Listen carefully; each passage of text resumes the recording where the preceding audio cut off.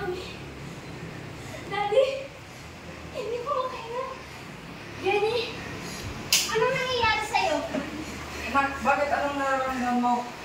Guys, tara, dalhin na lang natin sa akin mga kanon. Anak, saglit lang ha. Idadala ka namin kayo ng kanon.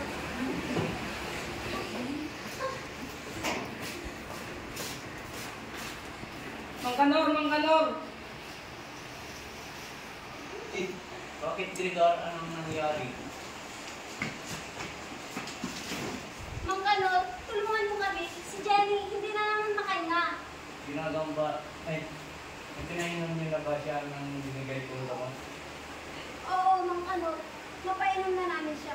Ano nga ba talagang sakit niya, Mang Kanor? Bakit palagi na lang siya hindi makahinga? Dito ka.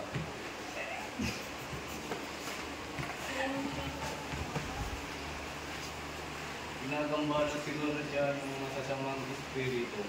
Kailangan niyong mag-alay ng manok.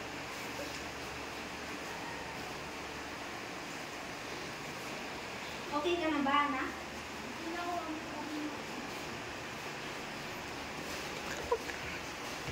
Rigor, mag-alala pa ba tayo ng manok? Palagi naman natin ginagawa yan. Pero hindi naman gumagaling si Jenny. Mas mabuting sundin lang natin siya.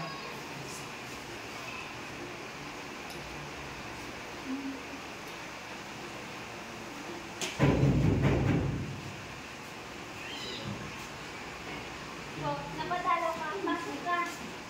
May rekomenda sana akong doktor. Magaling siya. Nakatunayan ko ng magaling na aking doktor. Sino naman yan? Doktor Joyce Pangilinan. Sige. Tatanungin ko ba si Doktor Pangilinan? Sige. Pupunta na ako at yung... Sige. Salamat. Paalam.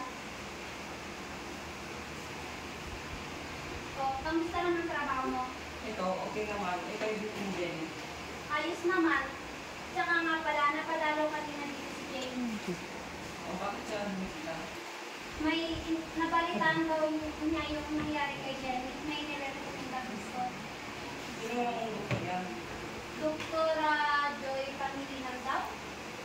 O, sikat daw yung doktor na yun eh. Sinabi din ng mga trabaho nila. Wala naman siguro masama kung ipapatingin natin dyan, di ba? Oo. Sige, bukas na bukas pupunta tayo doon. Kinabukasan.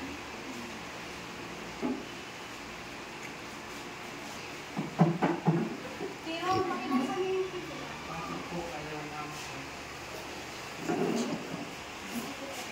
Ano po ba sabihin ko sa inyo? Dok, papacheck up ko sana yung anak ko. Ilang taon na po kami nagpapakamit sa albularyo. Hindi naman po siya bumagaling.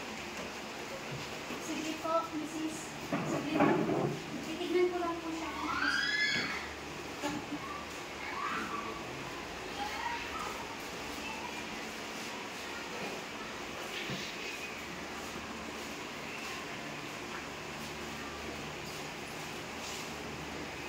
Nice, Mrs.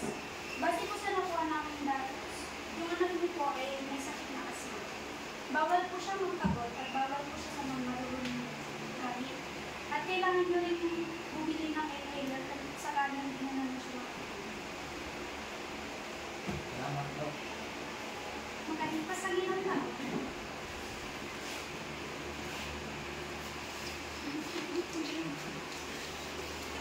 Oh, Dok, andito ka rin? Oo, nabinisi siya. Hindi ko sa tayo anak mo. Okay naman na po siya, Dok. Hindi na po siya inaatake ng asma niya.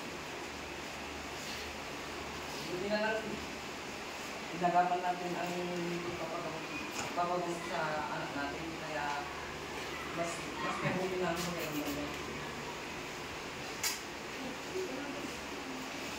Hindi talaga ang pagpapagamot namin sa albularyo dahil lang sa paniniwala. Hindi naman masamang maniwala sa mga paniniwala ng bawat isa. Ang bawat tao ay may doon ang kagustuhan nila. Sa kanila! Snap!